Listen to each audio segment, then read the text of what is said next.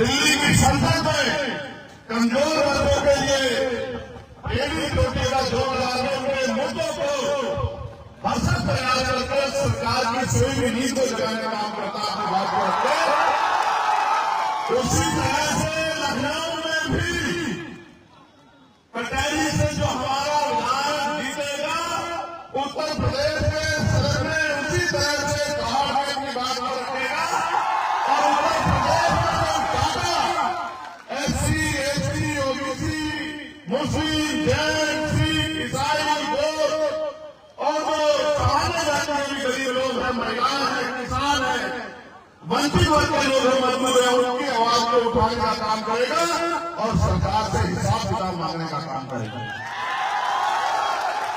सम्मानित साथियों, जिन महान पुरुषों के नाम मैंने लिए हैं, मैंने इसलिए उनका नाम नहीं लिया कि वो ऐसे ओबीसी से आते थे।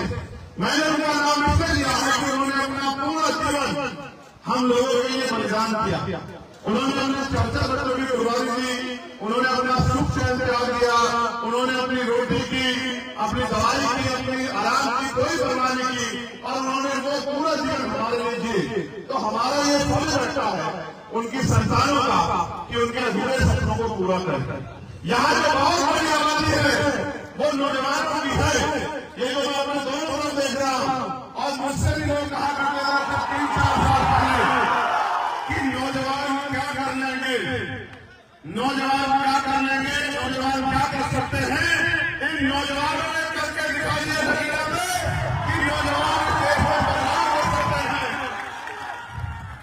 और इन नौजवानों के बदलाव से ये हुआ कि आप इस लोकसभा से जीत के आए हैं, वहां के जिलाधिकारी से लेकर वहां के एसएसपी से लेकर एडी से छोटी सेक्शन के अधिकारी हैं, वो हमारे हर एक बात में जिम्मेदारी से काम करते हैं और अगर कहीं किसी पे जुल्म कोई कर देता है, अब वहां धरना करना नहीं पड़ता, अब वहां तत्काल न्याय होता है, एफआईआर दर्ज होती है। अगर घटना के दबाव में कोई छुट्टी अपराध दर्ज करा देता है तो अब हमारे लोग वहां निर्दोष लोगों की गिरफ्तारी नहीं होने देते। अब वहां कोई किसी कमजोर वर्ग के व्यक्ति पे मुझे रखने में, घोड़ी में बैठने में, मटकी छूने में जुल्म नहीं कर सकता है। अब वहां के लोगों के हिस्से में हर साल 5 करोड़ रुपए आएंगे और उन 5 करोड़ रुपए से उनके क्षेत्रों में स्कूल बनेंगे, कॉलेज बनेंगे और बहुत अच्छी सड़कें बनेंगी, बिजली पानी की व्यवस्था होगी और गरीबों की बीमारी और तमाम तरह की दिक्कतें हैं उनके इलाज की व्यवस्था भी सुचारू होगी। सम्मानित साथियों, मैंने पिछले 2 दिन में कल और परसों पार्लियामेंट में आजाद समाज पार्टी का क्या विजन है, आजाद समाज पार्टी क्या करेगी, आजाद समाज पार्टी को अवसर मिलता है तो किस तरह के बदलाव होंगे, ये बात मैंने रखी है और ये बात मैं यहाँ दोहराना चाहता हूँ। उससे पहले मैं आपको बस ये बताना चाहता हूँ, हवा बड़ी तेजी से लखनऊ की तरफ चल रही है। बताओ चल रही है नहीं चल रही है? और इतनी तेजी से चलने की जो बात हम यहाँ कर रहे हैं वहां बैठा आदमी सुन लेगा, क्योंकि हवा के साथ हमारी आवाज भी तेजी से लखनऊ की तरफ जा रही है। मैं आपको बताना चाहता हूं, उससे पहले मैं अपने नौजवान साथियों को कहूंगा भीम आर्मी के कि वो अनुशासन में बैठ जाए। ये काम पत्रकार साथियों का उनको करने दें। आपका काम समाज को जागरूक करना है और आपका काम समाज की पहरेदारी करना है। जो अधिकार समाज के सीने में है उन अधिकारों को समाज तक पहुंचाने की जिम्मेदारी आपकी है।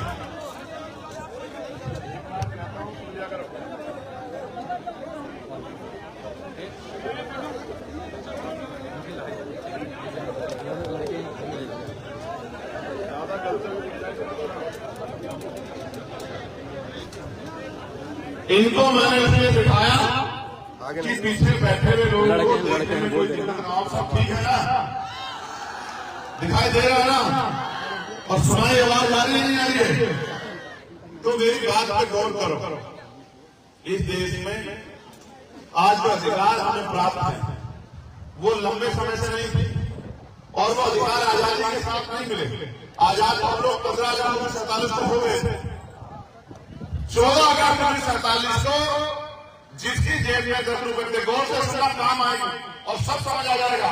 जो बात आप किताबों में 10वीं 12वीं ग्रेजुएट पोस्ट ग्रेजुएट होकर समझ नहीं पाओगे, वो एक मिशनरी कार्यकर्ता आपको आधे घंटे में समझा देगा और आपको समझ में आ जाएगा। 14 अगस्त 1947 को हम लोग इस देश में अंग्रेजों के गुलाम थे। क्या थे? जोर से बताओ, क्या थे? 15 अगस्त 1947 को ये देश आजाद हुआ, लेकिन 14 अगस्त 1947 को जिसकी जेब में 10 रुपए थे, 16 अगस्त आजादी के अगले दिन भी उसकी जेब में 10 रुपए थे। जिसकी जेब में 1 रुपया भी नहीं था, उसकी जेब में 16 तारीख को 100 रुपए नहीं आए, 1000 रुपए नहीं आए, उसकी जेब 16 तारीख को खाली ही थी। जिसके पास 100 बीघा जमीन थी, उसके पास 16 तारीख को भी 100 बीघा जमीन थी, और जिसके पास 1 गज जमीन नहीं थी, उसके पास 16 तारीख को भी 1 गज जमीन नहीं। जिसके पास 2 धंधे नहीं थे, उसके पास आजादी के बाद 2 धंधे नहीं आए। जिसके पास नौकरी नहीं थी, उसको 16 अगस्त को नौकरी नहीं मिली। असली बदलाव हुआ जब 26 जनवरी 1950 को डॉक्टर बाबा साहब अम्बेडकर का संविधान इस देश में लागू हुआ। वो संविधान जो मजदूर को भी वही देश सम्मान देता है, अवसर देता है, जो मुख्यमंत्री के बेटे को देता है, जो विधायक के बेटे को देता है, जो उद्योगपति के बेटे को देता है, वही जिंदगी जीने का अधिकार किसान मजदूर के बेटे को भी देता है। अब संविधान तो लागू हो गया, लेकिन बाबा साहब को यह एहसास था कि अगर हमारे लोग पढ़ लिख नहीं पाए तो अपने अधिकारों को नहीं जान पाएंगे, और अधिकारों को नहीं जान पाएंगे तो अधिकारों को ले नहीं पाएंगे।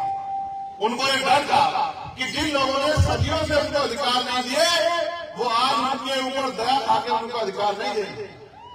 इतने दयावान लोग नहीं है, इसलिए उन्होंने हमें वोट का अधिकार दिलाया। क्या दिलाया? जोर से बताओ, क्या दिलाया? आवाज को मेरे से क्या दिलाया? वोट का अधिकार है। वोट का अधिकार दिला क्या कहा उन्होंने? आज मैंने रानी का पेट चीर दिया, आज के बाद राजा रानी के पेट से जन्म नहीं लेगा, राजा जन्म लेगा बैलेट बॉक्स से, आपकी वोट से। यानी कि जिसको आप वोट दोगे वही आदमी राजा। इसलिए उन्होंने जब वोट का अधिकार दिलाया तो सब लोग नाराज हो गए। कोई कहता वोट का अधिकार उनको दो जिनके पास बहुत पैसा, कोई कहता उनको दो जो लगान देते हैं, कोई कहता उनको दो जो उद्योगपति है, कोई कहता उनको दो जो ऊंची जाति है, कोई कहता उनको दो जिनमें बहुत जमीन है। बाबा साहब ने कहा जब तक वोट का अधिकार प्रति व्यक्ति को नहीं मिलेगा तब तक इस देश में लोकतंत्र नहीं आएगा। अब ये समझो कि ये वोट इतनी कीमती, ये वोट इतनी कीमती है कि इस वोट के आधार पर जो कल तक मांग रहा था वो देने वाला बन सकता था। कल तक हम सरकारों से मांग करते थे कि भाई हमारे गरीब क्षेत्र में, हमारे गांव में, हमारे नगीना लोकसभा में ये सड़क नहीं है, ये बिजली का खंभा नहीं लगा, ये जो है ट्रांसफार्मर नहीं रखा गया, यहाँ जो है पानी की व्यवस्था नहीं है, यहाँ बिजली की व्यवस्था नहीं है, यहाँ सौंदर्यकरण नहीं हो रहा। और आज आपकी वोट की ताकत से ताकत बनी है कि एक साइन करने के बाद करोड़ों रुपए का काम उन क्षेत्रों में हो सकता है, उन गरीब लोगों के जीवन में खुशहाली आ सकती है। ये हुआ वोट से बदलाव। अब नगीना के लोगों ने तो मेरी बात को मान लिया और नगीना के लोगों ने तो मेरी बात के साथ खड़े होकर अपनी ताकत बना ली। लेकिन अम्बेडकर नगर के मेरे लोगों को बताओ, क्या आप नहीं चाहते कि आपकी ताकत बने? बताओ, चाहते हैं कोई नहीं चाहते? बताओ। तो मेरी बात को गौर से सुनो कि आजाद समाज पार्टी अगर आएगी तो क्या बदलाव होगा, आजाद समाज पार्टी ताकत होगी तो क्या बदलाव होगा। मैंने परसों ही कहा, गौर से सुना, और ताली मत बजाना वरना सारा ध्यान हट जाएगा। बस सुनना, गंभीर हो जाओ। ये तुम्हारे बच्चों के भविष्य का सवाल है, ये नौजवानों के भविष्य का सवाल है, ये हमारी आने वाली पीढ़ियों का सवाल है, ये देश में हमारे इज्जत सम्मान से जीने का सवाल है। हमने कहा कि चाहे वो अभिनेता हो, सुरक्षा प्राप्त या नेता या व्यापारी, उसमें हम भी हैं, चाहे भाई